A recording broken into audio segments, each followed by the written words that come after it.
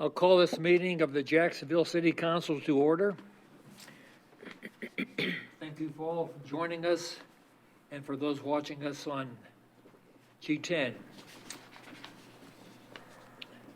I'd like to call on Councilman Jackson to do the Pledge of Allegiance. I pledge allegiance to the flag of the United States of America and to the republic for which it stands, one nation, under God, indivisible, with liberty and justice for all. Our Heavenly Father, as always, we pause to give you thanks. To give you thanks for another day that you have gifted each of us with, to be of service to you and to be of service to our fellow citizens. We live in uncertain and challenging times. We pray that each of us would seek your guidance and your direction as we make decisions during these times, individually and corporately, as we work toward the betterment of our city and its citizens. We pray for peace. We pray for peace in Ukraine and from any other areas of the world where turmoil and violence continues today.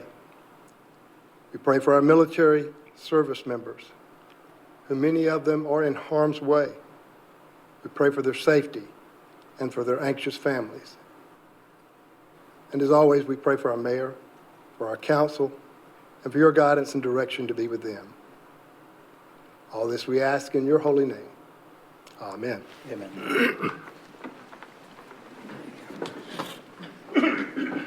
We have is adoption of the agenda, and I understand we have items 3, 6, and 5, 7. 6, and 7 on the agenda that, on the consent agenda that's been requested, we move to after the public hearing.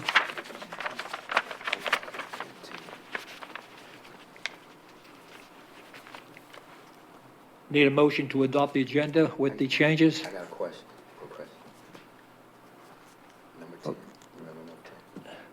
Well, it's consent items, not yet.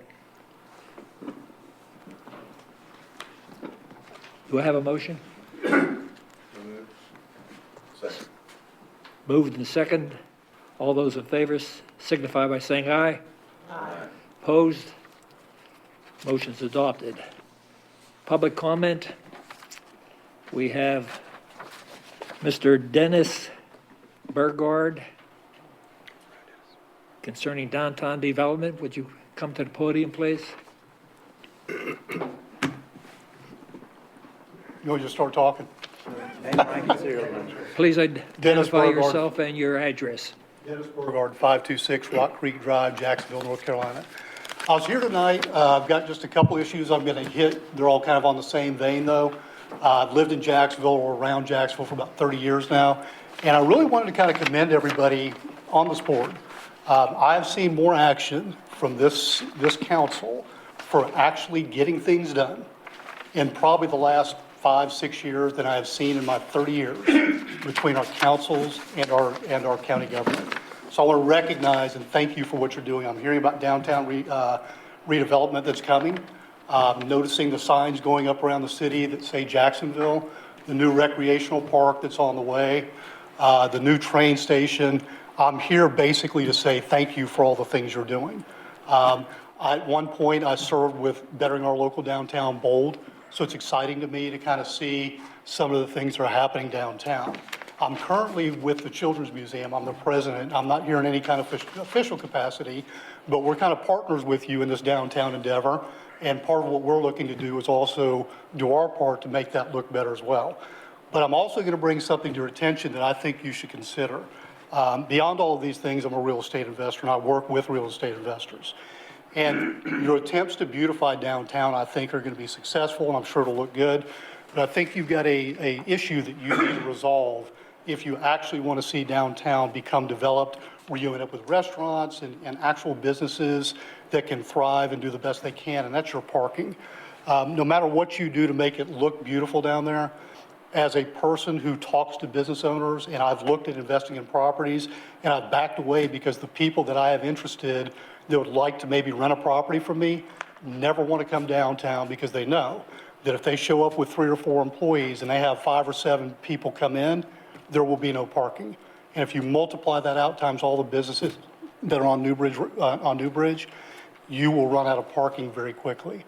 This is just something I want to bring to your attention. First, to thank you for what you're doing, but I would hope that in your efforts that you're working to make downtown look nice, that you address a fundamental problem. And what I'll tell you is if you fix your issues with parking, business owners and property owners will beautify your downtown.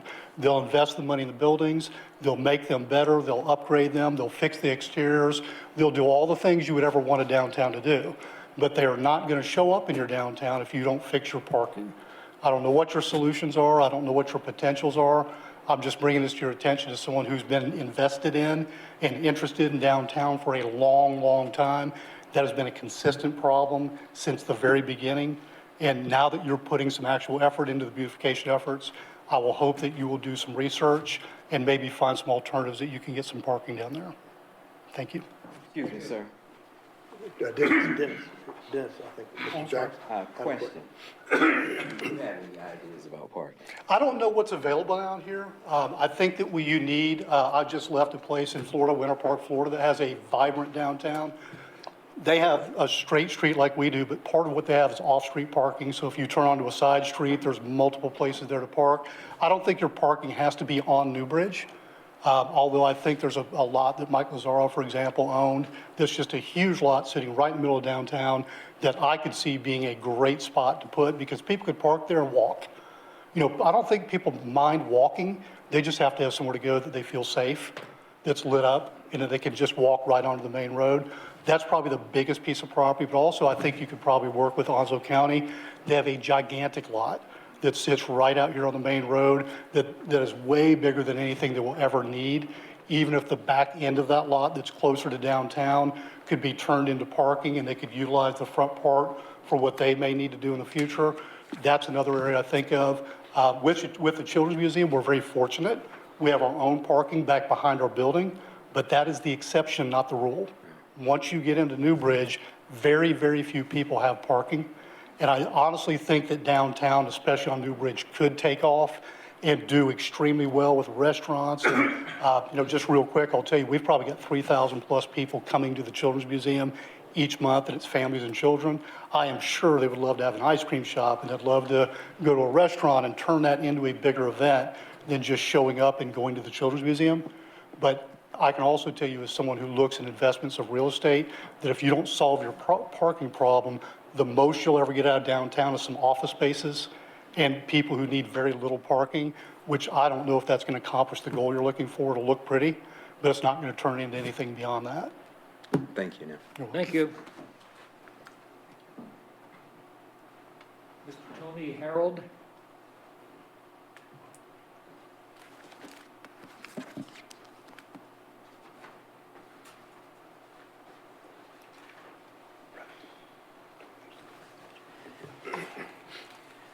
Good afternoon, everyone, City Council. Thank you so much. My name is Tony Harrell. I'm with Community Investment Group and here to speak and present our company as the new developers coming in to develop the Town Center project. We'll be brief. We have a PowerPoint presentation that just has a few slides that I'll go through very quickly and introduce some of my colleagues as well, take a few questions. And the purpose of our time here tonight is really just to introduce ourselves and to present what we believe is going to be a quality product that's going to be the highlight of Jacksonville in a very short period of time. So first slide, do we have the PowerPoint presentation? I'm not sure if you can hear me. This is the view of Town Center at night. In just a minute, we'll have one in the daytime. I think they were going to advance it. I think the media folks were going to advance this. You ready to advance? It's a great photo. Skyline.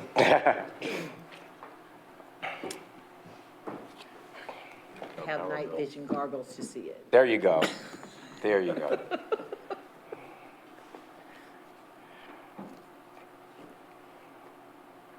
It worked in the back. We did do a test run.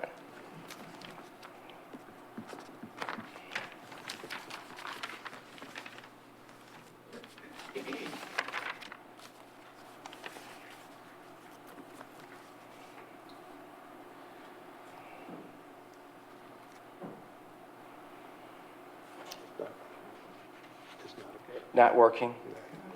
Talk your way through it. Okay, you'll print it, so they'll print copies out for council. So basically, we could talk through the basics of the couple of slides, and our team can go into a little bit more detail since you don't have the visual. But we wanted to introduce Community Investment Group. We're out of Chesapeake, Virginia, and we'll be taking over and starting the Town Center project towards the end of this month. And to introduce ourselves, we are developers, investors that specialize in distressed properties, large-scale properties. And there's a core of 6 partners there in Chesapeake. Combined, we have about 100 years experience. I know we all look very young, but about 25, 30 years experience apiece. And we have a team and a staff of about 50 vertically integrated complementary team members there and staff across investments, across construction, we have our own property management company, so everything's in-house, which is the beauty of what we bring to the table. We don't farm it out to someone that may not do a good job of picking materials, or someone that may not do a good job of taking care of the residents. We take great pride in that. So we wanted to introduce ourselves in terms of the fact that our company is holistic. We do everything in-house in terms of what we take responsibility for. Now, coming into an area like this, a little bit farther away from home, our plan is to, there it is, it's working there. So here's the About Us page. And just a quick view of myself and some of our team members. And I think I've already kind of gone through the About Us and about 100 years of experience. So next slide, please, is a case study of an apartment complex in Newport News, Virginia, which was a project, I would say, very similar to the town center, about half the size, only 300 apartments, but we purchased it during COVID, or right before COVID. So upon purchasing it, we had 100 vacant units. We have a lot more here in this particular market. We had 100 people that were unemployed because of COVID. So going in, we knew from the onset that we were gonna have to find some programs to help those residences because they were being impacted because of circumstances or global conditions that was not their fault. And then thirdly, we had about 100 people that were still actively working. And we had a 3 to 5 year game plan. We went in with 300 units. We invested $4.5 million in that particular project that we raised ourselves. When we finished the project 2 years later, the mayor and city council, they didn't even know we were there. We actually went and introduced ourselves and toured one of the council members, and they came and saw what was previously an eyesore, crime-ridden, in a very bad area previously in the city of Newport News. And we delivered to them a wonderful product where for the past 2 years, crime has been down by more than 50%. We actually partnered with the chief of police and did community walks and did things that chased crime out of the community without show of force and danger and that kind of thing. We had a 3 to 5 year business plan that we completed in 19 months. And we're honored and proud to say the last bullet, we took advantage of a federal program for rent relief that was available in Virginia, I've heard not available in North Carolina, where I became the on-site expert for that rent relief program, signed up over 130 residences, and received over $2.7 million in rent relief, which was the goal of that program to help the residents stay in their homes. So we're very, very successful, have been, in going in to environments, distressed environments, and partnering with the city, partnering with the chief of police, partnering with federal government programs. Since I've been here, I've had the opportunity last week and today to meet with Michael Nareski and talk about his program here, You Empower You. and he'll say a few words, but we believe that we've got resources here that we can tap into to create a similar type of solution to help the residences here in Jackson. So here are some of the before pictures of Autumn Lakes Apartments. It was an actual mess.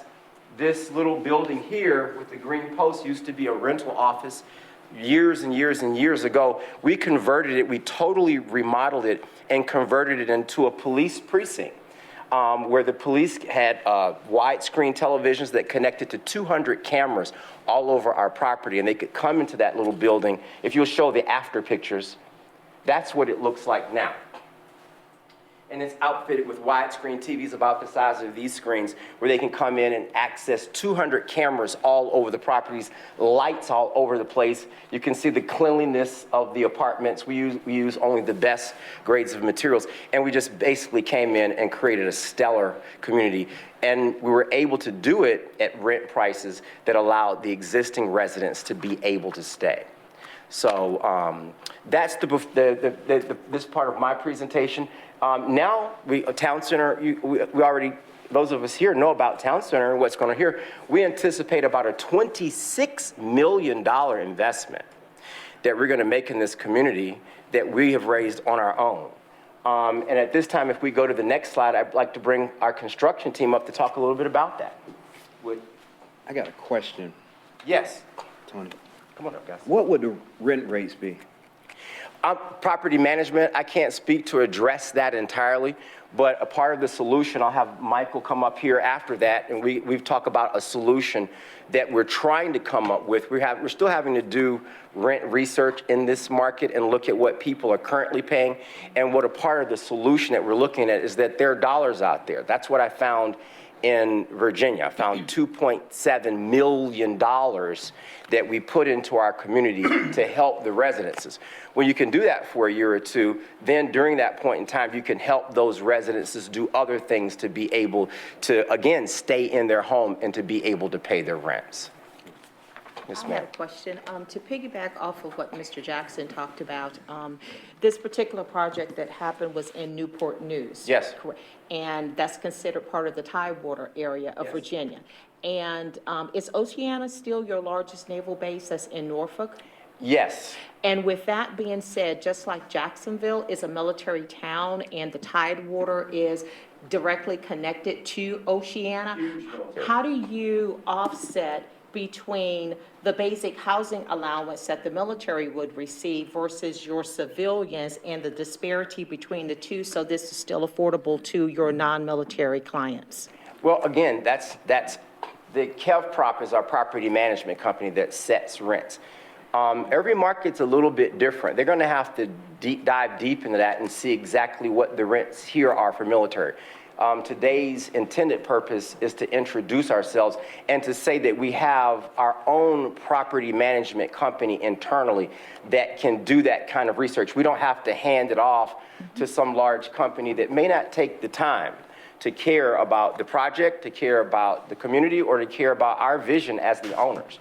We can do that, and we can do that in conjunction with the city, in conjunction with what are solutions for the residences. And on the other note, the existing residences that are there compared to the size of the community, 694 units, there's approximately maybe 130 there. We don't know the percentage. Michael can address the percentage of those that are in need. One of the things I shared earlier today at lunch is, in terms of the numbers, if we're talking 80 people, it's not a big problem. It's just not a big problem. The federal government and these programs print a lot of money. And we raised $2.7 million for a 300 unit. So then I would extrapolate or extend on that, how much can we do for this community? So, we're new and we've got a great resource, an organization here in your community that cares about the residences. We don't even call them tenants. Tenants to us is not home ownership feeling. We refer to our occupants as residents. We want them to feel that way, and we want to do everything that we can to help them to go into that and feel that way themselves. But specifically to your question, we're going to have to look at what the military rents are here and look at what they're paying, and then work with programs that are here to fill that gap. But when you're talking about 50 people, If there's a total of 120 people in the property, that's something that we're working on now, they'll address that. We'd have to determine of that, how many of them have that need, and then what are the resources that we can bring to the table to fill that gap. Last question, just Yes. for fun. So when you do your grand opening, do you ever have a Blue Crab Festival? We haven't done that. I'm just being It facetious. sounds delicious. Chesapeake, Blue Crabs, the Chesapeake Bay? Yes. Oh, you mean up there? I thought you meant down here. Yes, for our ribbon cutting, we do quite a bit of that. Thank you so much. Any other questions? Not for now, thank you. Please take it away. Thank you. Thank you so much. Hello, I'm Brett Reese, and I'm in charge of exteriors and infrastructure, to be real blunt. I've been involved with this project, this is number 8 times I've been involved with it. I actually joined Community Investment Group to see this one through. We got to stop the bleeding, make a long story short. We've got a lot of infrastructure issues we got to deal with. I've been meeting with inspections, with zoning and water management, how we want to attack this. We want it to be a team work. You know, it's got to be a team, because there's things out there that none of us know. We know that. We've tried to build that into the budget. You know, we're going new roofs, siding, doors, windows, parking we're going to have to address. You know, lighting, another exterior component that we need to address out there.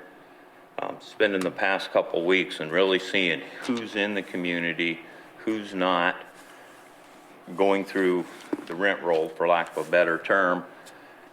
We couldn't start where we wanted to because we would have displaced so many residents to start with. We're in the process of redoing our whole construction plan to accommodate that, till we can figure out what's going to happen with these residents. I'm excited about the project. I'm excited with working with y'all. It's going to be a great project. It really is. And it's finally funded, and it's going to go through. And we look forward to working with you on this. Josh is going to address the interior package on it, and we can go from there. Any questions? What do you anticipate timelines, construction? Right now, when we're being extremely aggressive, we're going for a 14-month schedule. After today, we found some more things, a few surprises here and there, not major, but, the timeline we're shooting for 14.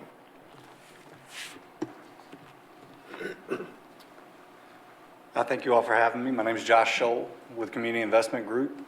Just a quick background on myself. I've been in multifamily renovations for about a decade now.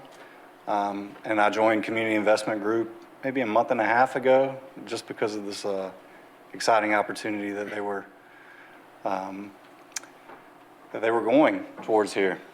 So my main focus has always been interior renovations, which we have 694 of in front of us. And really what we focus on is making the residents feel like this is their home, something that they can be proud of. And part of that is going to be all new appliances, cabinets, countertops, including washer and dryers that we're adding to the units. Just something that's beautiful that, again, people can be proud of to call home. Part of my focus in coming on Community Investment Group is really try to bring in the community as far as relations with different subcontractors that we may be using and suppliers. So we will be trying to engage as many local, again, suppliers and trades that we can to be a part of this project with us. Any questions on the interior part of it? I guess the overall question. Sure. The $26 million budget looks to me like, with my tone, that you're talking about $37,500 a unit. Is that a figure that's you feel comfortable with? I mean, that's been tossed around quite a few times, and sometimes we're dubious about that, to accomplish what you want to do. No, I mean, again, it's the approach of Community Investment Group. I think is important to kind of understand. We like to we take our communities, and it's not a flip for us. Let's say it's something that we view as a long-term investment. So, we're willing to put, as Tony mentioned, some of the best supplies that we can into it, and not make a quick turn from it. We want things that are not going to provide, maintenance issues for us 5 years down the line or the next owner. We intend to put the best that we can into them. And again, we view it as a long-term relationship with both, the city of Jacksonville and the residents that will live there with us. So, thank you. And then I think we've got one more slide just to kind of introduce, I guess you could say, the longer-term piece of it here. Tony alluded to it earlier. There's a company that we manage our communities with. This is known as Kev Props. We hold ourselves to a high standard, not just in the construction end of it, but also in, as Tony mentioned, how we view our residents and how we treat them.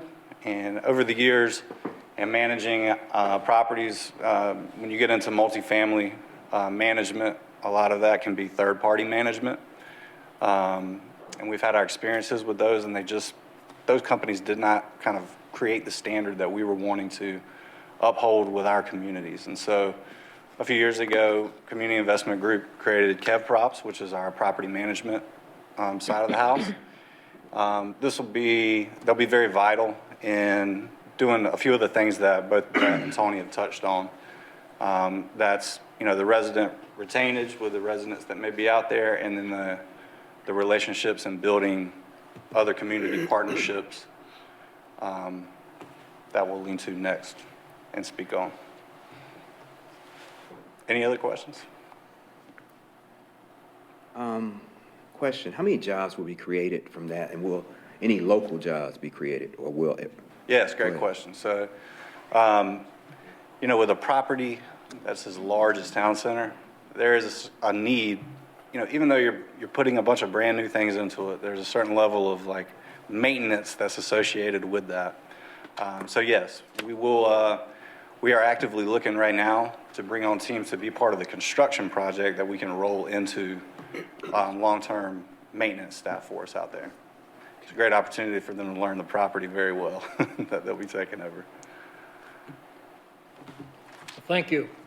Thank you. Thank you all. One last gentleman I'd like to bring up is Michael Nareski, if you come up and kind of share what we've talked about as far as taking care of the residents here. As we've heard over several months, has been an important topic here, so we would like to address that. Is there a question? One question, yeah. Yes. Just looked. Continue on it. It came and went. Sorry about Yes. that. And Councilman Thomas, back to your question about the investment of $26 million. When you think about 37,000 a unit, it's not only per unit. I mean, you're talking about 90 acres. We've talked about community gardens and the beautification of the community. We don't just come in and just level and just have a concrete slab, ugly property. If you envision it leased up, 2 years from now, or whatever the time frame, 14 months, whatever the time frame, with families and children playing, there's playgrounds. We saw a couple, but they need to be beautified. I know for the one playground that we have in Newport News, it was $90,000 worth of playground equipment that still hasn't shipped because of COVID. So it's not just the interior. When you think about the units, yes, it's the units, the exterior, et cetera, but then there's 90 acres of what we called, I was on a conversation today, of a canvas that we will have the opportunity to paint a beautiful picture on it and deliver a beautifully flowered and colorful community at the end. I know what my question was. Yes, sir. When could you bring back your property management group? I'll check with them probably in about 2 weeks. I think it would be a good time as soon as we get to closing. We've got a lot of the questions that we'll take back in terms of blue crab grand openings and the numbers of jobs. And that's my specialty in terms of my background, having been very involved with government in the state of Virginia, et cetera, politically. I like answering economic numbers in terms of the impact, even the future value that this asset will bring to the city in terms of a tax base in the future. These are the types of things that we can come back with more information on. My name's Michael Nareski. Some of you know me in here, others don't. Most of the people in Town Center, if not all of them, know me real well. Because for the last 3 years, I've walked the streets of Town Center. I've sat on the front porches, as I call the stoops, with individuals. I've sat in the houses in town centers late in the night because of situations that were going on with individuals, as roaches dropped on my shoulder, as I counted them going up the wall. I'm not here to place blame or anything like that. Bob knows already, and you know that I have a motto. I'm going to speak to you until you hear me in the heart. And if you don't hear me, I'm going to kick you in the shins. And I say that because the people of town center have been neglected for too long.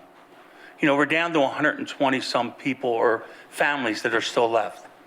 And they are mothers and fathers, brothers, sisters, aunts, uncles, cousins, grandparents, children. To them, town center is their home, not their apartment. Town center is a place where they strive to be better. There are people that go to churches from town center, and their economic situation is deplorable. 72% of the individuals that live in town center are under the federal poverty line. The average person in town center has an income of $841 a month. People in government, some know me. The doctor knows me for fighting for people for water and not having them pay the deposit because they can't afford the deposit. For the last 3 years, we have quietly maneuvered through town center and become part of that. My group, You Empower You, is a nonprofit that I funded myself. I was fortunate until the age of 50. I worked on Wall Street, and I realized that I was supposed to be doing other things, and that was in service to others. Me and my wife moved down here 15 years ago. I don't live in Jacksonville. I don't pay taxes in Jacksonville. I live in Onslow. But I really truly do live 50 hours a week in town center. I had the opportunity, and over this time, it's been pretty amazing because, and I'm not saying it because Councilman Jackson is here, but he sat on the front steps with me with individuals. I've called him when I've had crises. I've called the Dick Center. I know them. We know every organization and what they can do. And we know what we're not capable of, where to bring people to. More importantly, we are all, in my organization, everyone is a North Carolina certified peer support specialist from the University of North Carolina School of Social Work. We're not clinicians. We take people to doctors. We take them to therapists. Because the bulk of the individuals that live in town center are getting Medicaid. And the bulk of those is through Trillium, which right off the top tells you that there's some sort of a mental disparity and or is, to this day, an addiction. But all they want to do is break the cog in the years of neglect. So someone once told me that you're like stealth. As large as you are, you're like stealth, and they hear my voice coming. They all call me Mr. Mike. It was attached to me from Mrs. Parker, and it stuck. Because they know my honesty and my integrity will always be there, that I'm an advocate for these individuals. So when this all started about what's going to happen the last year, we were the first ones to step up and say, stop, we can't do this. We have to take care of the people first. Because we tend to forget, they are people. And by the way, they are constituents. And I don't say that for any reason except for you to recognize that these people have a loving and caring heart. And it's been broken multiple times. Not for the people in this room's fault, but because of years that is just one to another. They don't know what to believe. They know they can believe me. Here's what I say to you. I had the pleasure of speaking with the group that's relinquishing their responsibility at Town Center to a new one. I've had the opportunity to speak with Tony, okay, and other members of this group. I had the opportunity to review a lot more things and also show them the mechanisms that we can put in place with their assistance to make sure anyone that wants to stay at Town Center will stay. And it won't become a rent issue for them. Right now, in the state of North Carolina, if you're aware of this, they received $650 million. It's a pilot program. It's called the HOPS, H-O-P-S. The first phase of it is for nourishment. We're already starting to deliver food 40-pound packages every week for 6 months to people in town center. Just 2 months ago, we delivered 2,500 bags of food to the people in town center. We were able to get through 300 people in the HOPE program so that they could remain there. There are resources. Previously, we didn't have the support that I'm hoping, and it looks like we're getting from a new regime, that we can meld this together and make it work finally. The gardens that he talks about, we've already spoken to the North Carolina Gardening Society that wants to come in and build the gardens with the individuals. The important thing is that I ask for you to remember is that there are a lot of people that have been hurt for a long time. We have a responsibility as humans, in my case as a Christian, to make sure we do a better job for these people. They deserve it. I am sure and I'm confident because in that $650 million, in the middle of May, the second phase comes in, and that is for housing. And that's for the next 2 years the state has that money. I've already had conversations with other organizations. We work with CJ and different people. So I know I am one of the people, I tease people. If you give me a sip of water and you allow me to get a deep breath of air, I could speak for 3 days about the people of Town Center. So I didn't have a drink of water and I didn't take a deep breath of air, okay? And I thank you for allowing me to speak on behalf of people that need a voice, and people deserve better than what they already have. Thank you very much for your time and consideration. Thank you. Henry, Yes, okay. that's my middle name. By attrition, how many, you think, far as rent not being able to be paid because they haven't paid for several months, how many you think, many units they'll actually need to be housed? How many that are left there now? Out of those ones that are left there, and we know there'll be attrition by, they're not paying rents and stuff. Yeah, like there that. are some people, let's be honest with it, there are people Right. that are there now that after the HOPE program ran out, still haven't paid any rent. And the reality of it is they're not going to pay rent. All right, that's the reality of it. And that's going to be 25, we know the numbers. That's going to be 25 to 27 houses, okay, of those individuals. The rest that are left of that percentage, 84% are getting some sort of subsistence now. Section 8 is another issue in Onslow as a whole in Jacksonville. We're one of the lowest in the state of North Carolina on what we support people with. That needs to be an issue that needs to be addressed down the line, and can be. The important thing, though, is that we know that there are mechanisms in place. Now we're going to be afforded the opportunity to have someone, hopefully, to work with, to show that we could turn Town Center back to a community. That's the big thing. Thank you very much for your time and consideration. Thank you. Well said. Thank you. Thank you. Any further questions, Council? I'm sure we'll have you back on occasion for progress reports. Yes, we will. Thank you so much. Thank you so much. Thank you. All.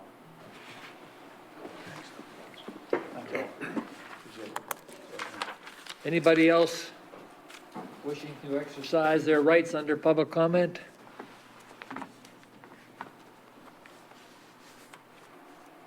Hearing none, we'll move forward on the agenda with the adoption of the minutes and consent items. And Mr. Jackson, you have a question about one of the consent items? Yes, Dr. Woodruff. On number 10, what streets were involved with that bid right there, and what will be? Ali? Well, to be quite frank with you, there are probably 20 streets involved. What happened, though, is this. The low bidder did not submit all the documentation that he was required to show the experience that was required. So that bid was rejected. The second bid, likewise, did not submit everything that was required. The third bidder was $1 million over the budget. So we have rejected all. By our own regulations, you have to, though, give formal rejection of the bids. And we recommend tonight that you do that.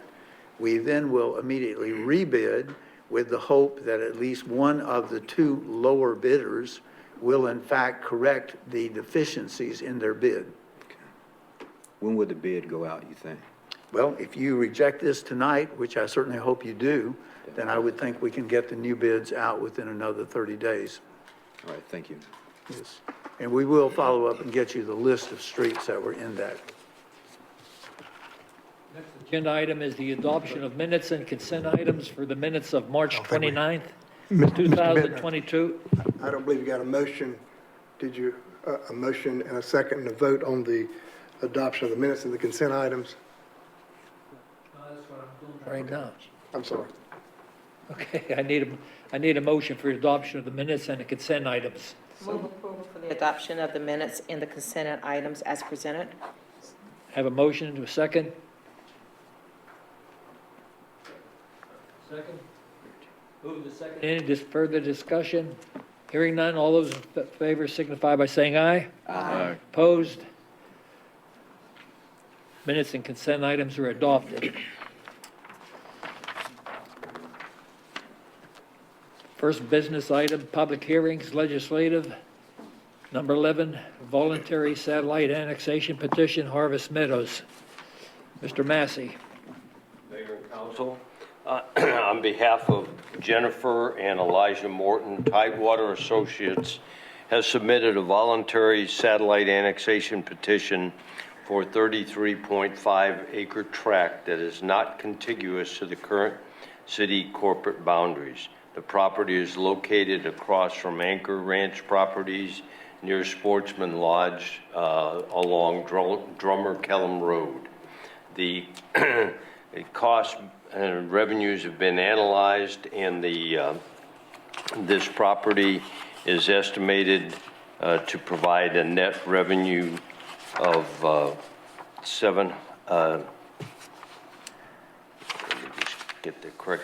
net revenue of $968,567 over a 5-year period. Council or staff recommends that the council approve the annexation ordinance as presented. I'd be happy to answer any questions.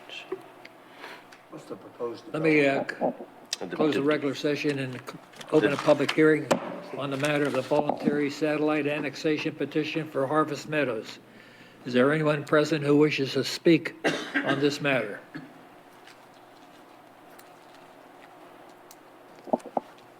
Seeing none, close the public hearing.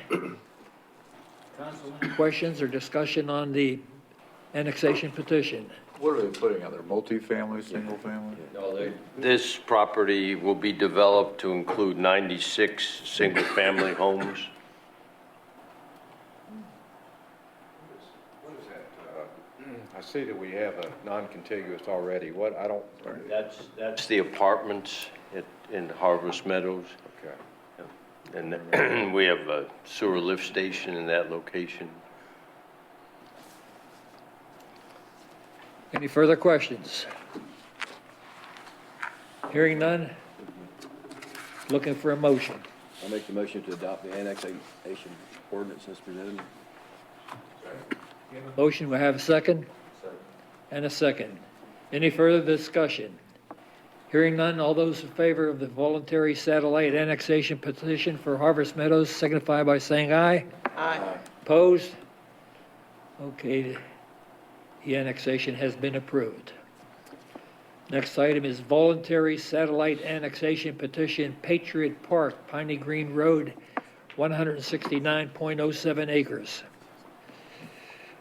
Close the regular meeting and open it up for a public hearing. Anyone from the public wishes to speak to this voluntary satellite annexation petition for Patriot Park?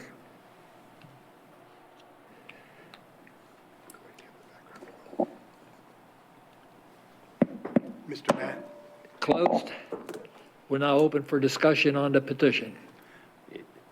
Mayor and council, the property is proposed to be developed into 295 single-family homes and 314 townhouses.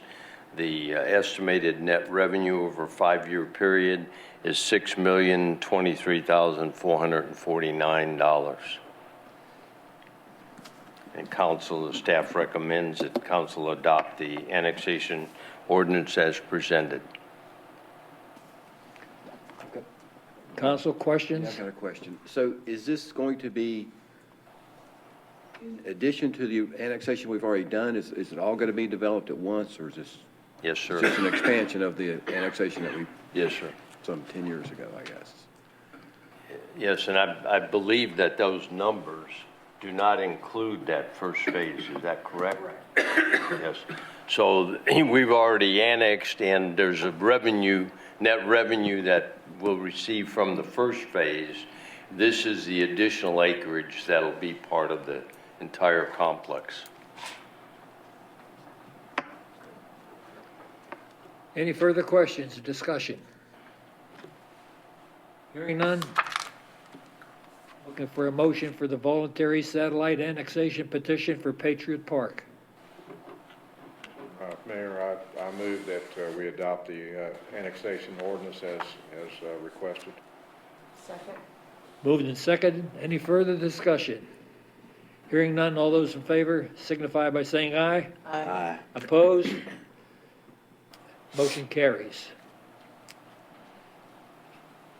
Next item is the annexation of River of Life property, 11.5 acres. I'll recess the regular meeting and open a public hearing for discussion on the annexation of the River of Life property. Anybody from the public wishing to speak to this particular item? Seeing none, hearing none, close the public hearing. Looking for a motion for the annexation of the River of Life property.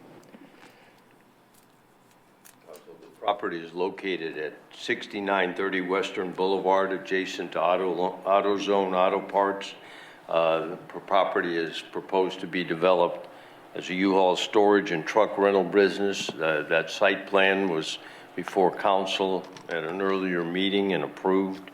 The estimated net revenue is $400,000 for a 5-year period. Council staff recommends that the council adopt the annexation resolution as presented. Motion? I'll make the motion to adopt the annexation ordinance as presented. Second. Moved and seconded. Any further discussion? Hearing none, all those in favor signify by saying aye. Aye. Opposed? The annexation carries. Next item, proposed fiscal year 2022-2023 budget. City Manager Woodruff, please.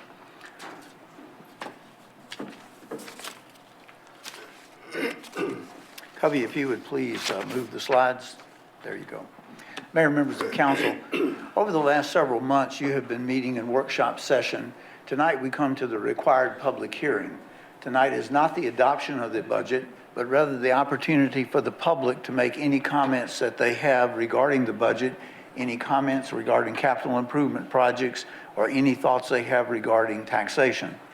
I remind the public that our fiscal year begins July 1 and ends June 30th. By law, we must adopt a balanced budget by June 30th. The tax rate will be determined by you in future meetings. The water and sewer rates you have already discussed, and you have agreed that in this coming year there will be no increase in the water and sewer rates. You've also discussed the recycling and residential sanitation rates, and you've also given direction that there be no increase for residential or recycling sanitation.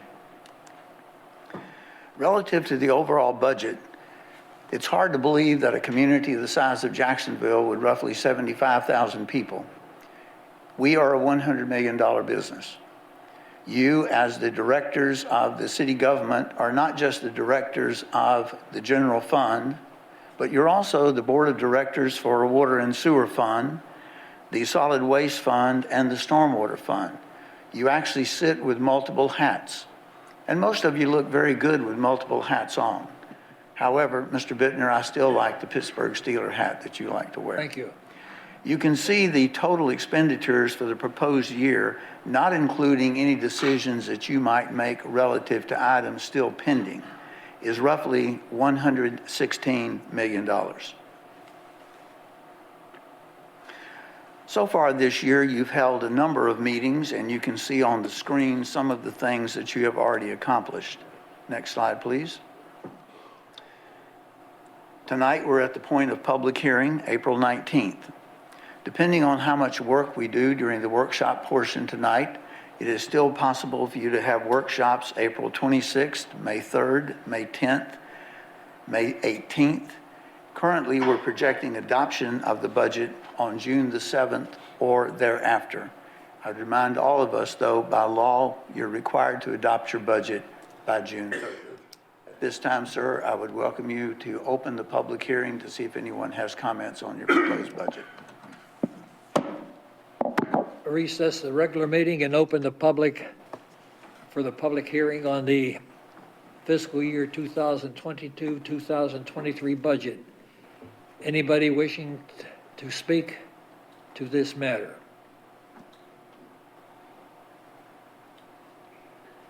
Seeing none, close the public hearing, reopen the meeting, and any questions or discussion on the budget?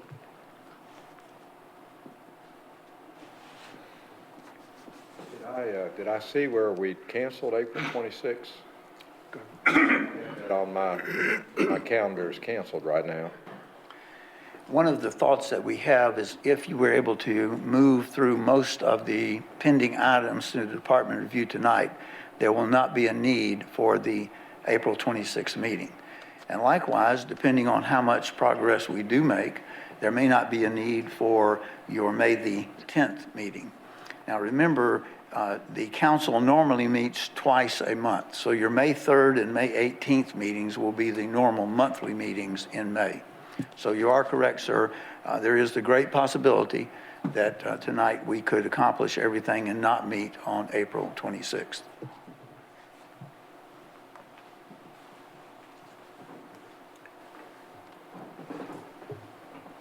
Move on to item 15, the departmental budgets. Mr. Bittner, at this time, we're going to move item 5, 6, and 7 to be heard from the consent to the... That's okay. Sir. Yeah, thank you. Item 5 is the election for reporting American Rescue Plan grant. Good evening, Mayor Pro Tem and Council. Hi, Gail. This item is, the city was awarded $9 million directly from the Treasury and ARP funds.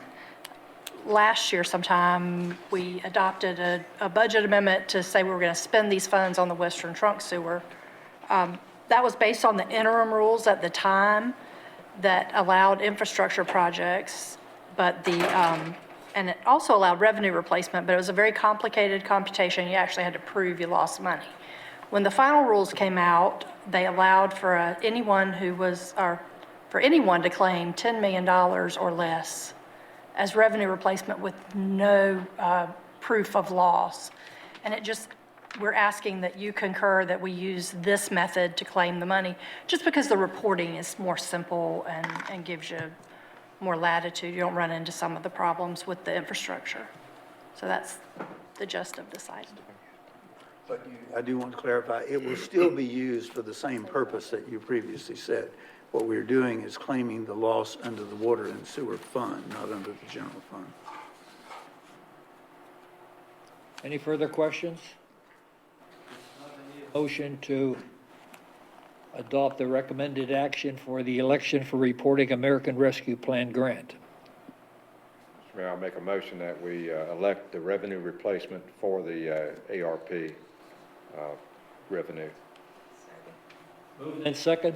Any further discussion? Hearing none, all those in favor of the motion signify by saying aye. Aye. Opposed? Actions adopted. Item number 6, ordinance amendment, budgeted positions for CMO department. Mayor and Council, you'll remember that approximately 3 meetings ago, we brought to you the discussion of your new computer system. And we mentioned to you that after taking competitive bids, after going after responses to our proposal for services, we determined that a company could do this for roughly $150,000. That company will do your business plan and prepare the city with a litany of all of the software and hardware we need to buy for the future. In order to do that, though, you can't ask the consultant to wear the inside hat. We need someone who is inside the organization, who fully understands the organization, so that when you design this with the consultant, that person is basically representing us, representing the staff. I will tell you, we have one person who is going to be retiring sometime next year. That person is very knowledgeable, and that person has agreed that that person will take on this responsibility. When we discussed with you the quote for doing this work, we mentioned to you at that time that there was going to be $100,000 left over in that item so that it could pay that person's salary. Our recommendation to you continues to be that you authorize us to add that to the budget for the coming year so that we can move forward with that project as soon as we get the contract signed, so that that person will really be the knowledgeable conduit, the center, the signal caller, whatever, whatever you want to call it. That person is going to be the person who is so knowledgeable about your operations. Remember, you are getting ready to spend somewhere between $2 and $5 million. You have to make sure that when that consultant puts out the specifications for the new system, that it is something that we have designed with them. And the only way you can do that is with a current staff member. You could certainly hire an outside person. The problem with that, an outside person doesn't know us. We need someone who is already in the system and knows us. The value of doing this particular approach is this person has already said that that person will be retiring. So it's not as if you're adding an employee who a year away you have to either terminate or find a permanent position. It is a roughly 9 to 10 month commitment that that employee has given. I would prefer not to mention the name or the current position in public. I would be very happy, though, to talk to you privately about that. And know that person is not I, because I can assure you, you do not want the computer system that I would design for you. Okay. Can we answer questions for you? Any questions? So you have to retire instead of making a lateral move? I'm trying to understand. Instead of a permanent position, wouldn't it be more of a consultant in essence? We could actually call it a temporary position. The person will need to stay on the city's payroll relative to their retirement, getting the credit for their retirement. But we can certainly call it something other than a full-time position. I'm just curious. And then after that time, that person, when they retire, we wouldn't have to put in another person because No, the ma'am. design plan is already taken care of. The goal is for this person to continue to work to the point where we send out the RFP and the bids. Because at that point, all you're doing, if I may use the term, is buying and installing. What we have to have this person for is the design work. So we only need that person in phase one.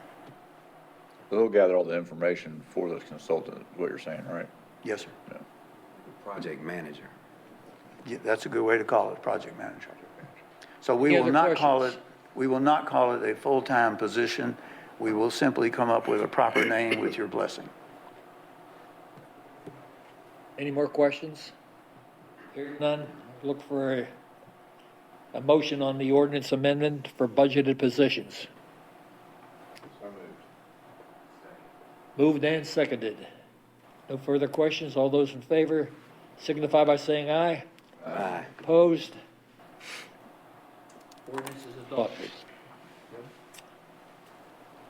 Next item is the appointment of audit firm for the city of Jacksonville and the Jacksonville Tourism Development Authority.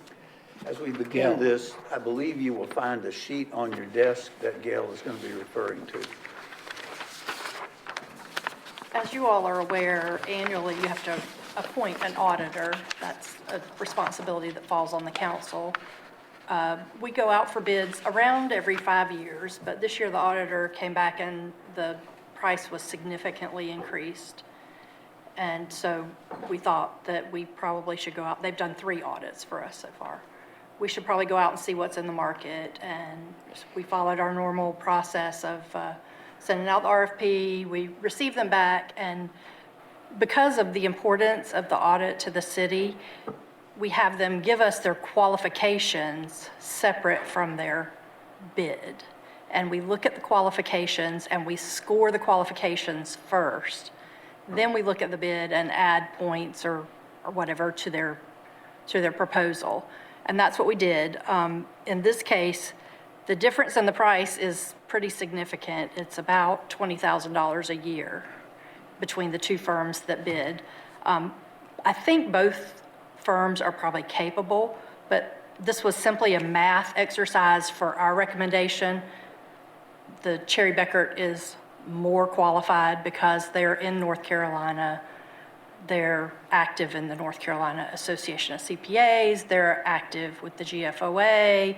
They have trainers out of their firm that do training on multiple government items, especially the North Carolina ethics. I am familiar with the young woman from the other firm that's in North Carolina. We worked with her before in another audit firm. She's quite capable. The big thing for me in the proposals was the other firm is from South Carolina, and they bid 200 hours less. I'm a little bit leery about that. I don't know that we will get the audit that, I don't know whether they're going to lose money or we won't get the audit that we want. That's the bottom line. Just to show you the difference, and again, it's your choice. Yes. They're your auditors, they're not the management's auditors. When Cherry Beckert gave their original proposal to us the first year, they said that they could do this audit in 358 hours. Now, it doesn't really matter how many hours it takes because it's a fixed bid. I can tell you, though, as a consultant for many, many years, from a consulting standpoint, the first thing you do is identify what level of work, who are your employees that are actually going to do the work, and how many hours do you project. That's how you come up with your money. Because if you can do it, if you think you can do it in 358 hours, and you do it in 300 hours, and it's fixed, you made money. But if you think you can do it in 358 hours, and it takes you 458 hours, you probably haven't made money.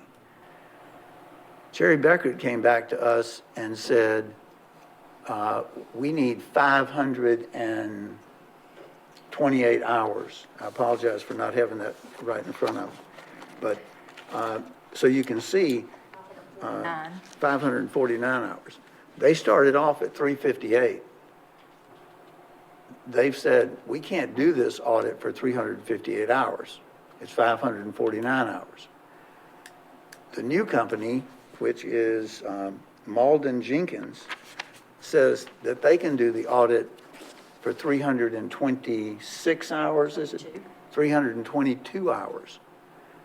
That's less hours than Cherry Beckert had originally started with, and 200 hours less. Now, let me talk to you about the positive side of that. It really doesn't matter how many hours. If you award the contract to Malden, they have to do it for the prices that are shown. I mean, it's kind of like building a house. Once you give a price, it doesn't matter whether the sticks go up $3 a piece. You're stuck with a fixed rate. The other thing I did ask Gail to do today, because all of these numbers that are on the sheet, those were their proposed numbers. So I asked Gail to go back and ask Malden, are you willing to guarantee to the city council that the fees that are shown for FY '23, 4, 5, and 6, that you will meet those fees regardless of the hours? What was their response? They said that they would guarantee those for the next 5 years. Yeah.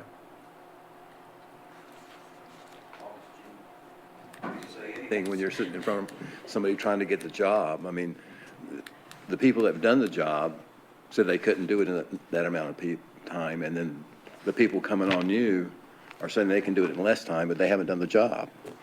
So it's kind of a tough call here. I mean, it's not exactly you want to go with it. I mean, the experience counts. I mean, I've said that before. It's just, people that have done it know what it takes. People that haven't done it are trying to get to work. I mean, it looks like a lot of money. I mean, it's $100,000 over 5 years. That's true. But I'm not especially comfortable taking the savings over because, I mean, we've heard plenty of things up here, promises that don't come to fruition. I mean, if they come out, they could just say, no, we're not going to do it at all. I mean, we can't put the chief on them if they fail to comply. I mean, it's not that kind of situation. I know Bob has an issue with it, so I'd like to hear his thoughts for sure. I mean, you brought it up to us. I was wanting to see if I felt like we were getting the best value for the citizens. That's who we represent. Right.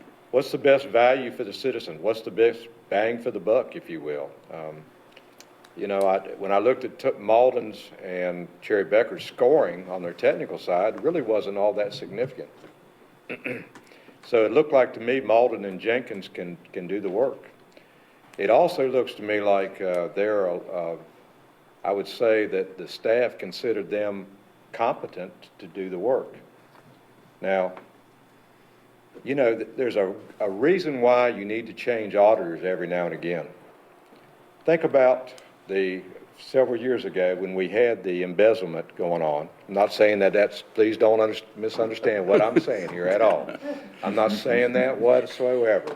I'm just saying that there is a reason why you change auditors every so often so that people don't get complacent or feel like they can take advantage of the system. And I just want to make sure that we're doing the very best for the citizens who we represent. They've elected us to come up here and represent their interest.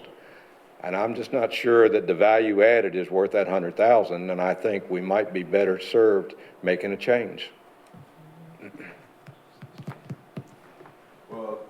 Biggest thing is they're going to provide the same quality of service. I mean, that's the biggest thing. I mean, they might have the same scores. Are they going to do exactly the same thing, and can we hold them to it? That's a big difference in money, $100,000. I think that they're qualified. I don't know. They said they would hold the price. So, yes, I think they're qualified to do it. Well, they're qualified, but are they going to do the same quality of work? I mean, you can provide two contractors that are both qualified, and, Yes. One can build a great house, and one can build And a terrible house. I'm sorry. We did check their references, and we got good references from both firms. So most of the references in North Carolina that were provided by Malden Jenkins are smaller governments, mostly counties in the western part of the state, but they are familiar with North Carolina in that aspect, which is also a big deal because we do things differently. The only other thing I would remind you of, it is a one-year contract with 4 renewals. This is not if I may use the term, a 3-year contract where you are obligated for 3 years. So, the point I'm making is either one of them can come back next year and say, we're out. Now, when Malden Jenkins, I think they've made what I would call an ethical business pledge to you, and that is that in future years, here's the numbers. What they haven't said, though, is if they lose money, that they're going to continue to do your audits regardless of whether they're losing money or not. I mean, I want you to understand this is a 1-year contract with the right for additional 1-year extensions. But again, this is your call, not the management's call. What is the recommendation of management? That was how they scored out when we All right. reviewed them. I had a question for the total city and the Jacksonville TDA. For that total for Sherry Becker, shouldn't that be $475,350? And the 7 are inadvertent, or did I do my math wrong?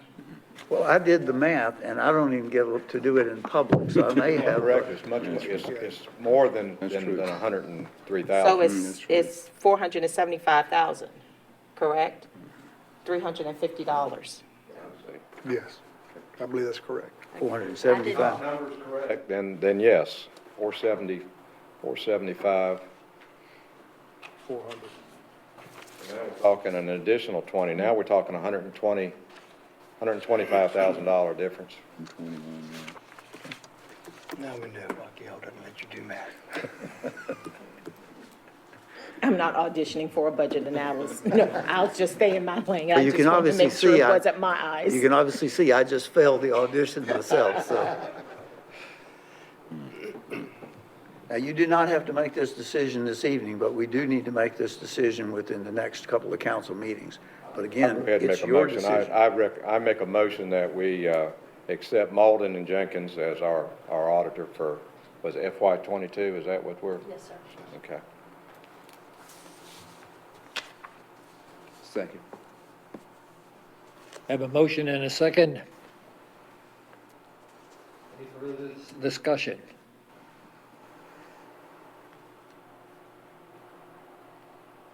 Hearing none. All those in favor of awarding the auditing contract to Malden and Jenkins signify by saying aye. Aye. Opposed? Opposed. Can you vote? Yes, sir, he can vote. You still vote? Well, excuse me, was that 3-3? 3-3. Well, you have, 4-2. 2. 4-2, okay, I'm just trying to make sure for myself and the clerk. Thank you. okay. Item number 15, departmental budgets.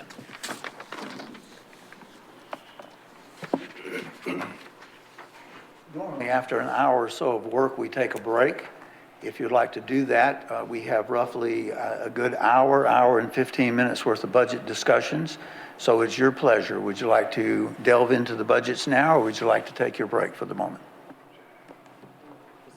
Do. Just go ahead and keep going Keep going. until we run out of steam. Stop.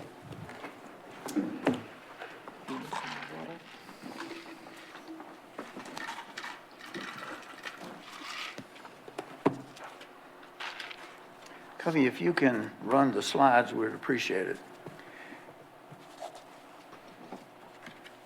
You have seen this slide. This is the schedule we're on. Next slide, please. And you can again see that we are now looking at the possible adoption on June the 7th. June the 18th is a Wednesday. I would remind you that June the 17th is Election Day. So after the election, what did I say, June? Yes, sir. You can see I don't do math or calendars in public. Okay, let's do this again. May 18th is a Wednesday. May 17th is Election Day. So after the election on May 18th, we will continue to try to finalize the budget issues. You have the ability in June to have several meetings. We're proposing an adoption on June the 7th. Next slide, please. Next slide, please. Next slide. Okay. We've already gone through the following slides. Next one, please. The next one, please. And let's stop here with fleet a moment. In looking at the fleet budget, we've identified this past week one of the areas that was an unknown. You may recall we have a soil issue out at the gas pumps at Fleet. We're going to have soil remediation. We have gotten the price in for that, and it's right at $78,000. That will be spread over each of the funds, not just the general fund.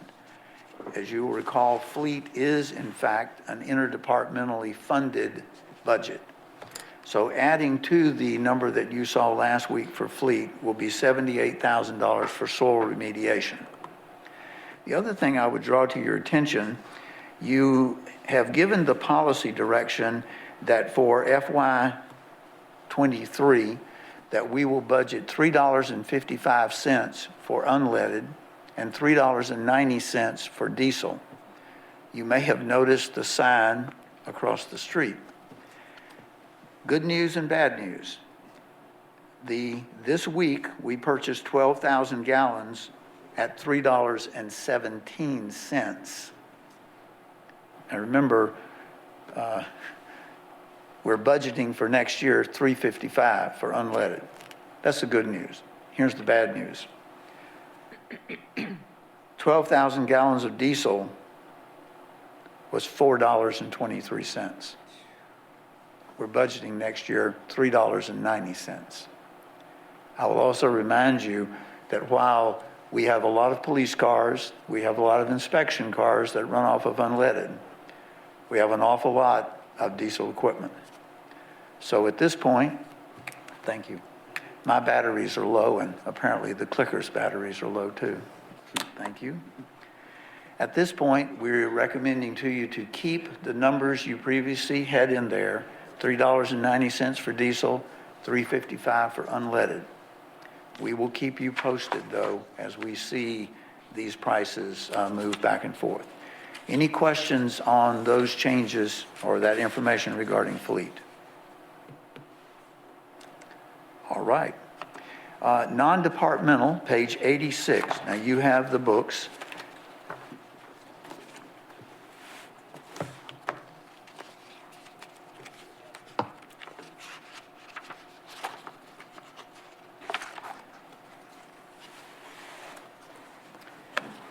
In the budget notes, we would like to point out that the 10th payment has now been made for the Center for Public Safety and the bond. You're halfway through that 20-year bond. That bond covered the Center for Public Safety, Fire Station 2, and obviously the Sturgeon City Environmental Education Center. Some of that money is left over and will help you build Fire Station 4.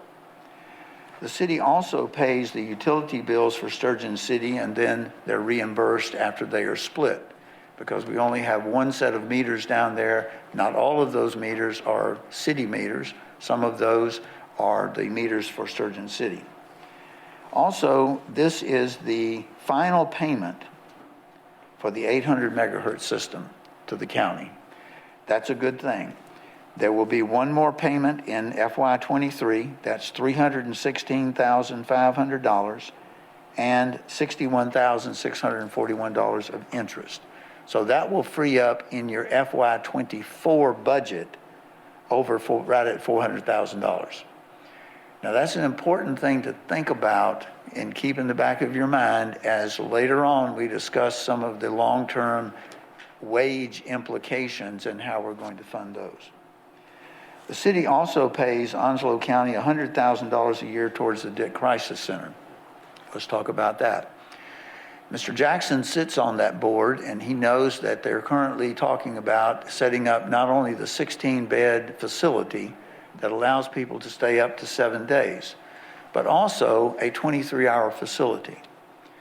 The proposed budget for that 23-hour facility, in theory, may be able to be paid for by a 2-year grant that Senator Lazara has in the state budget, $1.5 million a year. We will keep you posted as to whether we're able to set up the 23-hour facility. Currently, the low bid for operating that exceeds the $1.5 million. But let's go back. You're also aware that City Attorney John Carter has worked with a group of other attorneys on a nationwide lawsuit relative to the opioid crisis. Mr. Carter and others have been able to work on a settlement. And with that settlement, there is the potential over a period of years for the city to receive literally a significant amount of money. Our thought is that if we are able to receive that money during the upcoming fiscal year, then it may replace the $100,000 that you currently contribute out of the general fund. But because we don't know, we are budgeting that $100,000 in the general fund. If we're able to settle the lawsuit and begin to have the payments, then that would replace that $100,000, or at least a great portion of it, for many years. I'd like to ask the city attorney if he would like to add any additional information. No, sir, my recollection is it's close to $1 million that's in this first pot or settlement over an 18-year period, as I recall. Again, no money has been received yet. We will advise accordingly when money's received. I do want to commend John, though, and I want to commend the police department. Our police department was able to put together data that was far superior to the data of literally any other municipality. I'm talking about any, not just in the state, any. And Mike and his staff, Chief and his staff, are to be commended because they used that data to give direction to the other municipalities so that they could put together the real ammunition to win that lawsuit. So well done, Chief. Appreciate it. Dr. Woodruff? Yes, ma'am. A question. Would that money directly come to the city, or would it come to the county and then the county would disperse that? I believe John could answer that question. It would come to the city, but clearly has restrictions that it has to be used for, such as the Dick Center, treating the opioid epidemic. But it would come to the city. The county gets their own pot separately, but each of us will get our own share. So specifically related to the opioid? Yes, ma'am. Yes, ma'am. Yes. Any other thoughts that you have on any issues in the non-departmental? Okay. Let's begin to look at the police department. Chief, if you and Chief Tallman would both come up in case there are questions that you can answer, we'd appreciate it. As they come up, I would remind the public that the police department and the fire department, their budgets consume 100% of your property tax, if you want to look at it that way. Now, there's no question you can say, well, you know, that property tax is spread out through everything. But if you look at the fact that our property tax doesn't generate $28 million, or in this case, $29 million, you can see that just these two departments completely consume the property tax revenue which you will be getting in the coming year. A couple of things we would like to point out. On page 91, you will notice in item number 6, separation allowance. Every year, we have roughly 20 police officers who have served their time, have reached the eligibility for separation. I'd like to have Mike talk to you for a moment about what the separation allowance is for and how many years it typically lasts. Chief? I'll be glad to. The separation allowance was passed by the legislature a number of years ago, and what it does is it pays for a stipend, so to speak, between the time somebody retires and they turn 62, that they can receive their Social Security benefits. It equates to about .89 per year of service. So if they're 30 years of service, it's supposed to make up for that. And it is a bridge between the time that they retire and the time that they can take Social Security. The average age of a police officer is about 68 years old. So the idea is that they retire after 30 years service and are able to at least collect for retirement until they can reach that Social Security age. Chief, did you just say that the average age of a police officer is 68 years old? That's correct. 68? 68. Well, we have a very young force here in Jacksonville. There are very few that are, okay. Well, I'm getting the... I just wanted to make sure I heard 68 years. Okay. I think XY Brown probably. Excuse me. Skewed the data there. One of the things you're going to need to track, you'll notice $400,000 is what we budget every year. One of the things that you're going to need to track is the Social Security regulations, because 62 is becoming an unusual year to start drawing Social Security. I'm not saying any changes are on the horizon. I'm just saying, as the Social Security system has its financial issues. If they move that retirement date further up, it could have an impact, on us. The other thing that I would point out on page 90 is your revenues. 12 years ago, you implemented the issue relative to false alarms. You'll notice about halfway down the fee schedule, burglar, however you say that, Mr. Bender. Can you say that for me twice? Burglar alarm registration. You will notice it stayed pretty consistent as to the number of burglar alarms. That's the registration fee that people have to pay so that we know that we have the system. You will also notice on page 92, note number 3, we continue to track the utility cost of the Center for Public Safety. And through installing LEDs and other systems that Brian Neely has worked on to control the air conditioning system, you can see that there's actually a decrease. But again, it still costs you $173,000 in utilities to operate that building. If you'll notice, note number 8, school resource officers. Chief, would you remind us what we've done with adding school resource officers? Yeah, we've added, actually, in the last couple of years, we've added 2 who rotate among the elementary schools. One of those is paid full-time by the school system because because of year-round school. And then this year, we doubled the SROs that are at the high schools. So we added 1 to Northside and for 2 SROs at Northside and 2 SROs at Jacksonville High School. So that's a total of 10 officers that are assigned to the schools, plus the dare and grade officer. I'd like to draw your attention to the last sentence in note number 9. According to the Onslow County School Board budget, they received $930,000 from forfeitures in 2021 from the city. You'll recall that, I believe 2 weeks ago, you each signed a letter to the county commission asking for funding assistance.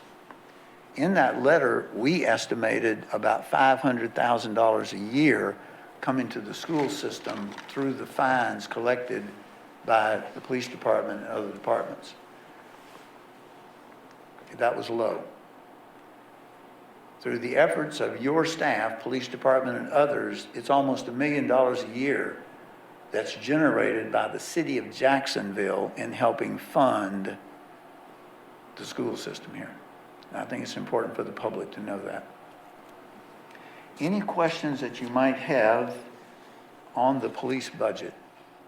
I know we have not discussed we have not finalized anything on the step plan, and we're not asking you on that tonight. That's going to come up in a few meetings.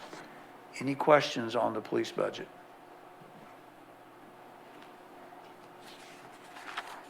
Fire and Emergency Services, page 96 and 97.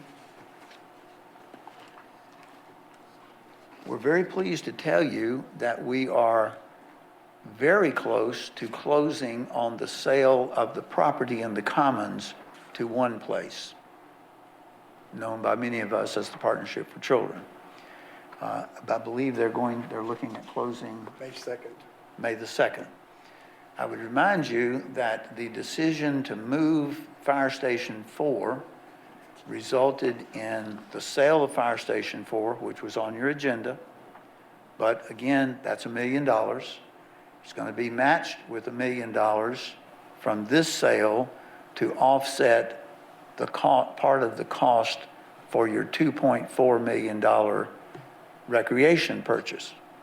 I've had several employees come to me and say, we don't understand how y'all can do all this, but you can't do other things. Well, once again, for the public record, I want to make sure people understand. When you bought the $2.4 million in recreation land, What you said was that you were going to take that out of your savings, that you were going to pay it back either through the sale of property at the Commons or paying it back through your 4-cent funds. So for that, which we're going to talk in recreation in just a minute, I'm very pleased to tell you that very shortly, you're going to be able to return 1 million of that 2.4 million back to the general fund. I'm also pleased to tell you that last night the county commission and earlier today in this agenda, you've now sold Fire Station 4 and you will return to your savings account another $1 million. So I'm just, for the public record, they need to understand that yes, you consider this high finance if you want to. It's to me just common sense. You're selling assets, you're repaying yourself for funding those assets up front. Now, T, if you don't mind for a moment, would you give them an update on where we are relative to Fire Station 4 and the new plan? Yes, sir. Actually, we met today with engineering and some of the architects, and we have the first draft of the drawing for the new Station 4 from the architects. And it will look like? Just like Station 2. The inside will change around a little bit. We've made some adjustments, but it will look just like Station 2. Okay. When you look at their budget, one of the things that I would point out to you is note number 4. And it's not a note about this year's budget, it's about next year's budget. T, what did the initials SCBA, is that the South Carolina Bullfighters Association? That's a self-contained breathing apparatus. Oh, okay. The air packs we wear. The air packs. Yes, sir. Okay. Talk a little bit about what council's going to face a year away on that. Our air packs are reaching their expiration date with warranty and service. So we're looking at the new NFPA changes that they're making to those air packs. We're waiting for next year to start purchasing new air packs to replace those once they make those NFPA adjustments. The only department issue that's in the entire budget is the replacement of ladder 1. In the letter which you signed and transmitted to the county commission, you requested $1 million to help offset the cost. That ladder truck is roughly $1.8 million.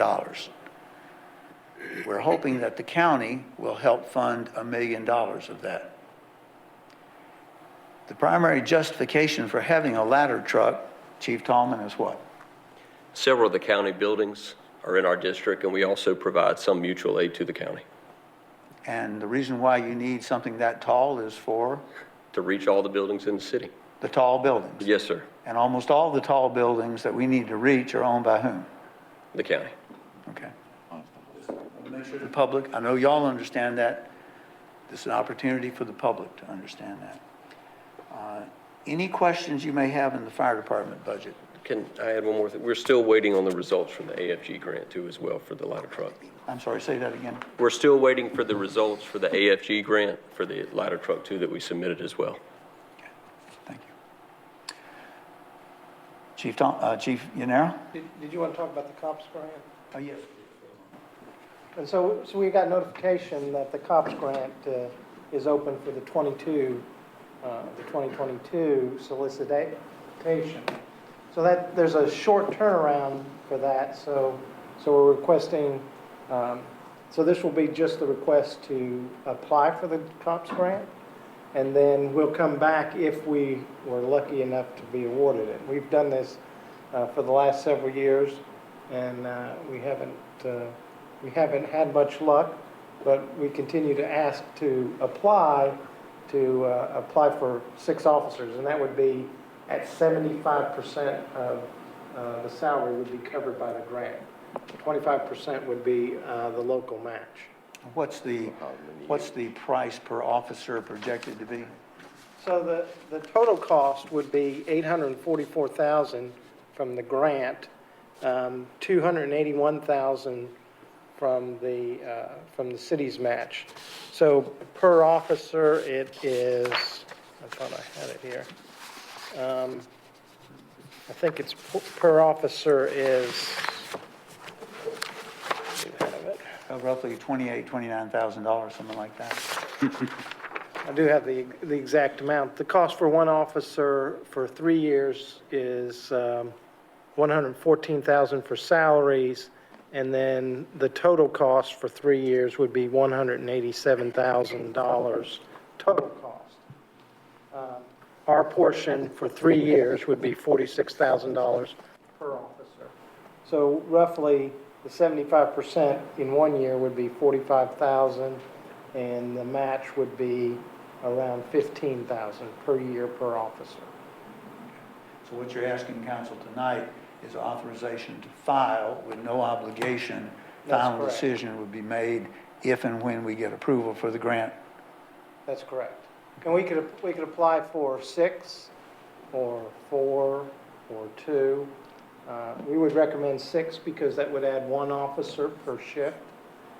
With the increased call volume that we've had and the increased time that officers spend on calls, with the crisis intervention calls that we're responding to and our commitment to reduce force, one of the things that we're seeing is officers are spending an average of 10 to 15 minutes more on all the calls, really, as an average, but most of the time on these crisis intervention calls in order to de-escalate those situations. What are your thoughts? Do you feel comfortable authorizing them to file with the understanding you're not obligated to accept it?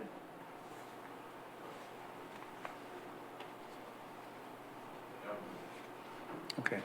That has no immediate impact on the budget you're looking at. Okay. Any other questions on fire or police? One real quick comment. Most of you are aware that, was it Thursday or Friday, we had the house fire on Ford? It was Wednesday. It was Wednesday. Boy, I'm 0 for 6 right now tonight on baseball. Okay. It was Thursday. It was Thursday. Okay. But as you are probably aware, there was a major single-family home fire on Ford. That house was completely destroyed. The houses on both sides were significantly damaged. The good news is there was no loss of life and no injuries to the occupants nor to any of our personnel. So, thank you, gentlemen. Thank you, sir. Thank you. Susan, if you'll come up, Michael's here.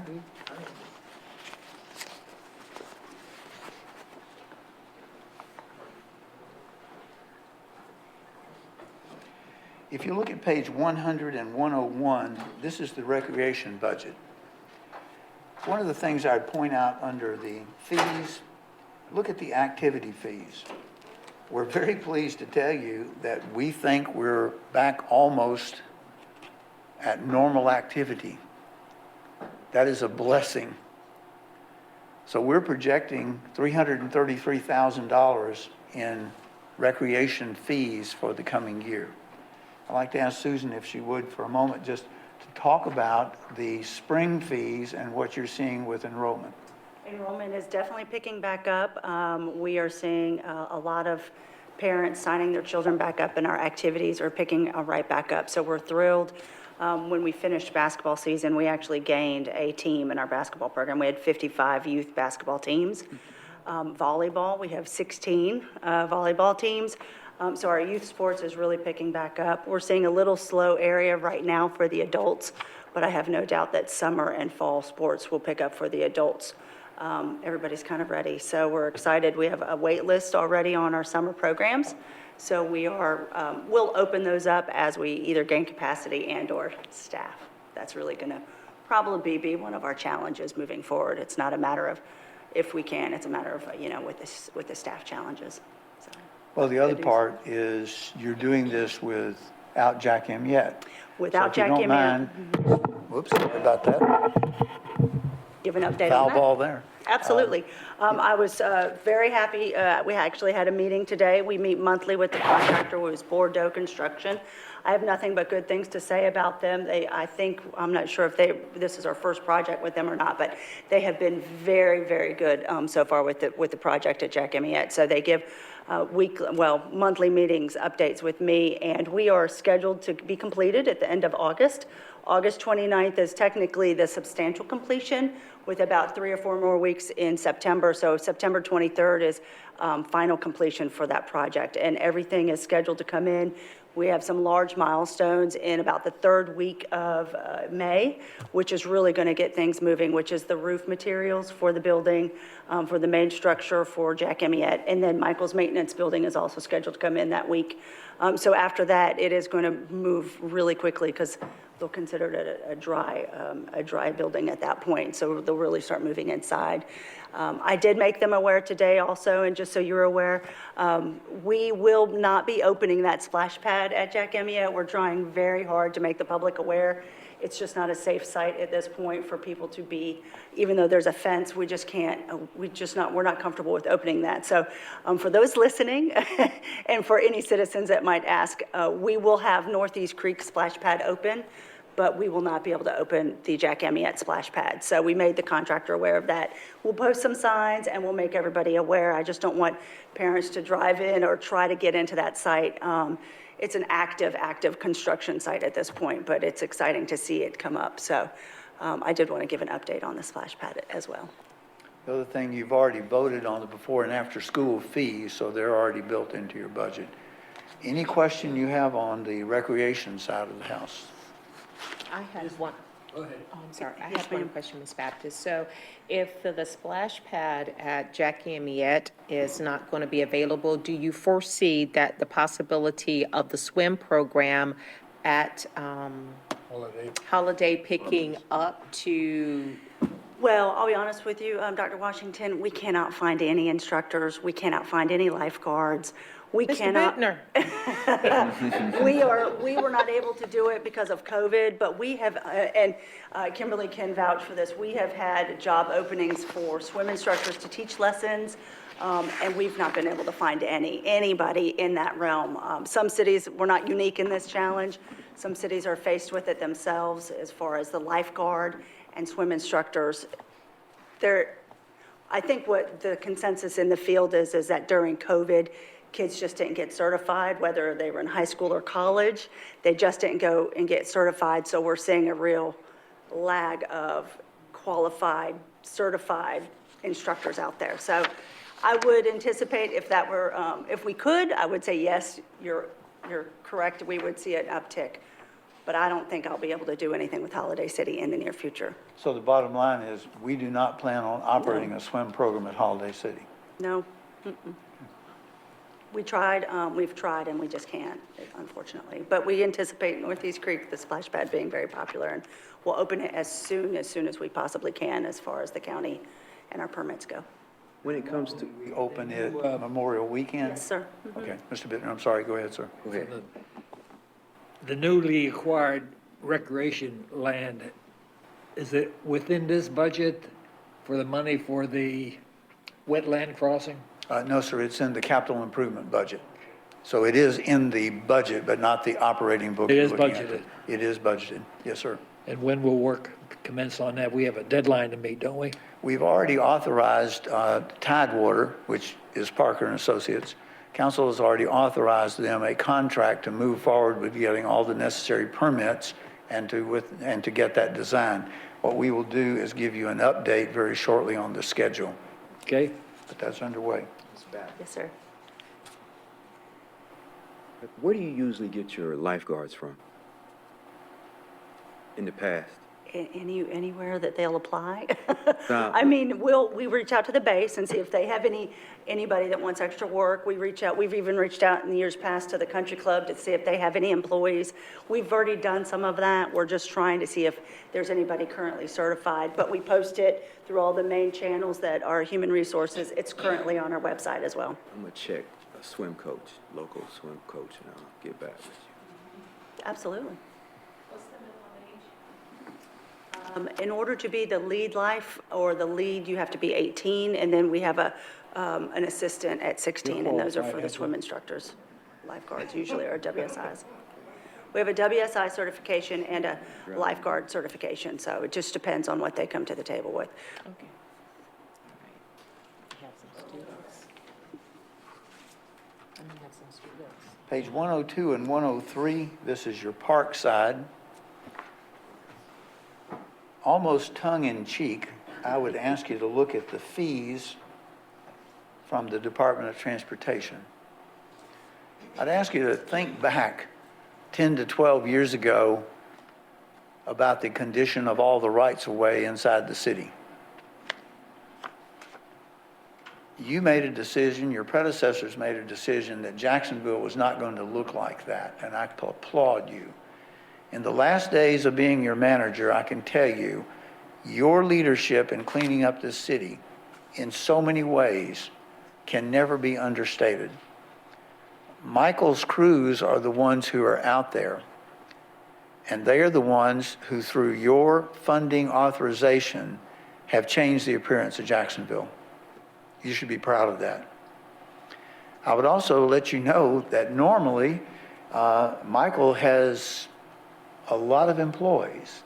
Michael, how are things going this year? So traditionally, by this time of year, we have hired 19 seasonal employees, and currently we have 5 or 6 on staff, and we really see none coming. We do have a college student who has already went through our job fair. So we do hold job fairs. We advertise. We're as aggressive as we can be about it. Our rate of pay has increased over the last year to help that also. But we're just not seeing the numbers. So as the summer goes by, if this continues, and we dealt with this last year, we will just prioritize almost daily on what needs to get done. And if you see something out there that's a problem, we probably do know it. Feel free to give us a call, but we are trying to prioritize and we have youth ball games that we have to have fields prepared for. We have events that we have to make sure that grounds are looking up to par, and just be aware of that. It's tough when you're a little understaffed like that. Any questions on the park side of the house? Page 105, Ryan.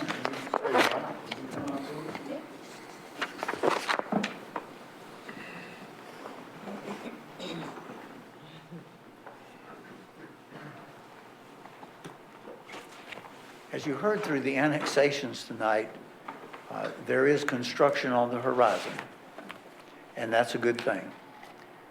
I have mentioned to you before, normally over the last 2 or 3 years, you've only had less than 15 new single-family homes built.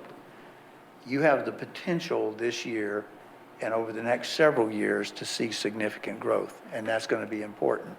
It's going to be important relative to revenue sharing, all of the formulas that have to do with population, all of that. Population growth is important. You will notice in the development fees and in the cell tower permitting. First of all, cell tower permitting is actually money in, money out. So you're not actually budgeting any money there. It's fees that we charge, and when we charge those fees, we pay the consultant. On the other hand, I want you to look at note number 2. No building permit revenue supports this division. On the other hand, I want you to realize what this division actually does to support the building industry. So Ryan, if you would. Thank you, Dr. Woodruff. So the Planning and Permitting Office, the way that it currently functions, we handle all the permit intake for all development plans, building permits. We schedule all the building inspections, the zoning inspections, the fire inspections. We take fire permits on behalf of the fire department and route them, take payments. So while we do not get support from the building permit fees, we do assist them in a grand way with all of their daily scheduling and the permit processing. And as you'll notice in note number 2, we do about 10,000 inspections a year and 4,000 permits per year. Correct. We I think, haven't checked lately, but just like we do 10,000 inspections scheduled, we take probably 10 to 12,000 phone calls a year as well. Okay.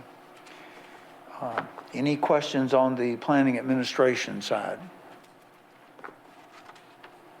Building inspections, page 110 and 111. This is where the inspection fees. Now, you will notice the inspection fees are actually a little lower But remember, you've got to build the subdivision before you can build a house. So you're probably a year away from beginning to see the first vertical. You're going to see a lot of subdivision work as far as putting in water and sewer lines and building roads, but you're probably a year away from that. You will notice, though, that we have transferred a already budgeted position to this department. On the other hand, we've had this advertised for how long, Ryan? It's been about 3 weeks now. How many? We've had about 200 views and 0 applicants when I checked yesterday. And what's the starting salary? We've got the entire range from an inspector of 1 to 3 advertised, so the higher end is 75,000.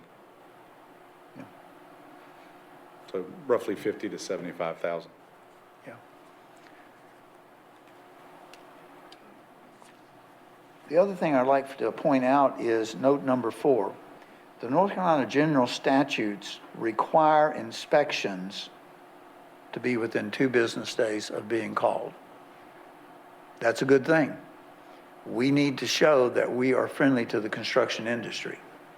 But that's also the reality that if we don't get enough inspectors, so that's why it's important for us to continue to look at the workload. We do pay these folks overtime, and they're very good about keeping their inspections. Any questions on the building inspections area?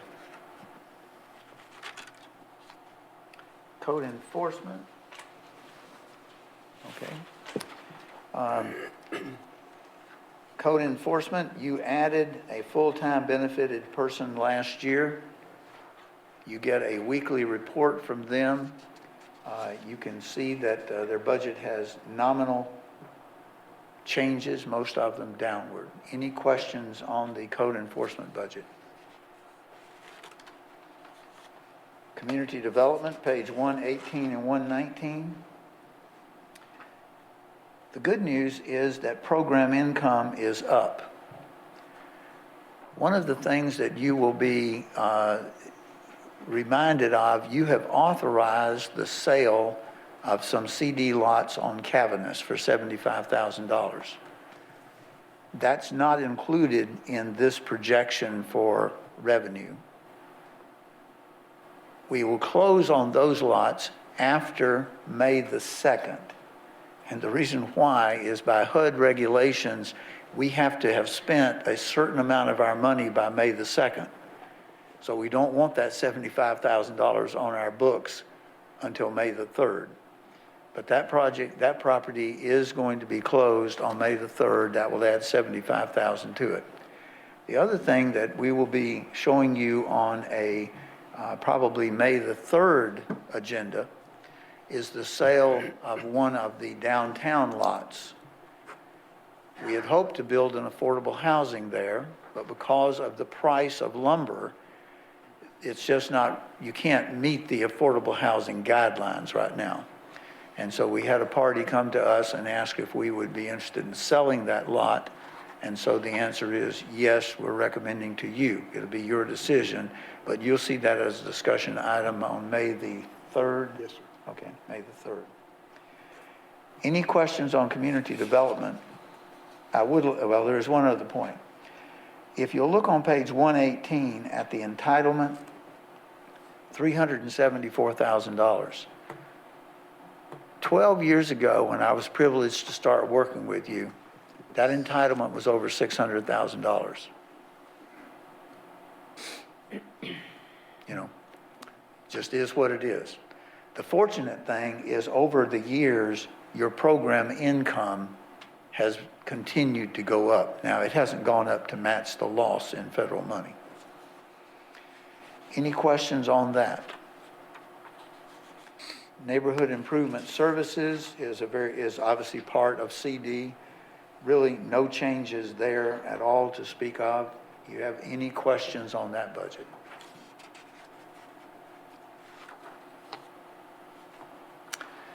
With that, it is almost 7 o'clock, so let me ask your thoughts.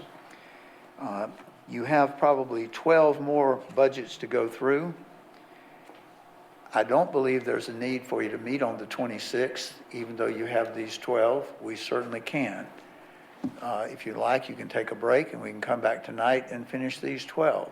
On the other hand, I feel very comfortable with what we've covered, that you can cancel the 26th and come back on May the 3rd and finish this.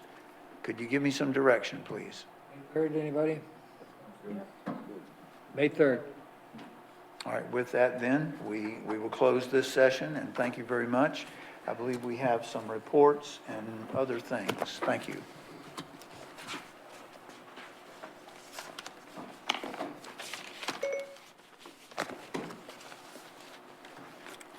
Mr. Sosa, any report? No report. Ryan? No, sir. Angela? No. Nope. No report, thank you. Glad to be here. The only report I'll make is that my success became known in terms of the founder of the pickleball movement. And I was approached by a gentleman who is in charge of the over 40, over 50, over 60, over 70 softball league, looking for places to play in Jacksonville. And according to the Recreation Department, or he was advised that no fields available. But we found a loophole that they like to play early in the morning, so we have fields available in the morning. So it looks like we're going to have a reactivation of our over senior plus senior softball program. That's all I have. The one city, our city, my city moment. Please, if y'all will run that. Every year, the community development staff thanks everybody in the public works area for all the work that they do.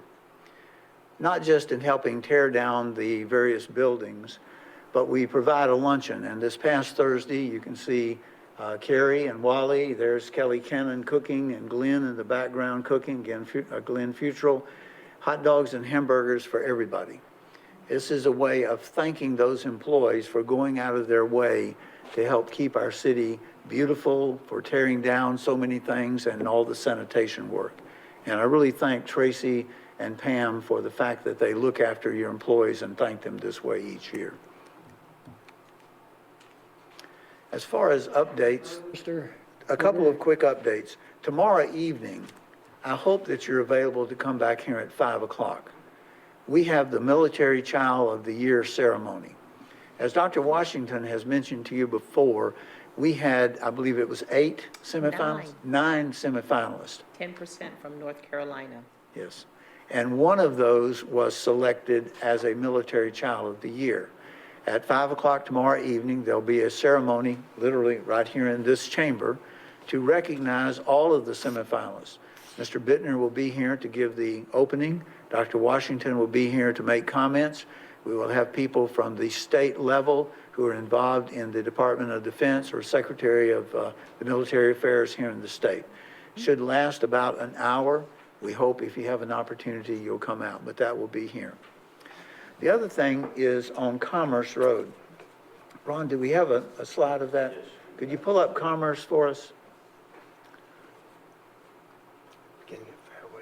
This is Okay. existing. You see Fairway on the left and Commerce Road that ends right there at the wooded area. On the right, you see Piney Green. Okay, that's where we exist today. There's a DOT project, and go ahead and go to the next slide, that basically is going to extend commerce that way. The issue is the cross-section. The new cross-section is a DOT cross-section with curb and gutter. The DOT cross-section would end where the city's existing street is. And that's about where the RD is in Commerce, Ron? Yes. And so what we want to talk about is the opportunity to make that cross-section the same from Fairway to Piney Green. So we will talk about that at the May 3rd meeting. And we just ask you if you need to refamiliarize yourself with the area, to go take a look at it so that we can then have the discussion. Because obviously, the city will have to contribute to do the city section of the road, you know, in that matching cross-section. So we want to have that discussion at the May 3rd meeting. And we really do encourage you to go out there. The question is not commerce going all the way to Pine Green. It's going to happen. The question is, do you want to put city money in so that the cross-section, all the improvements are all the way from Fairway Drive all the way to Piney Green? Now, this does not solve all the problems of commerce from Western Boulevard up to that point. So we will be having that as an agenda item. We just encourage you to go out there and physically experience that if you get the chance. Ron said May the 3rd. Anything else on that, sir? Not unless there's any questions right now. That's all. That's it for me, sir. No report, sir. All right, adjournment. So moved. Move. Second. All those in favor?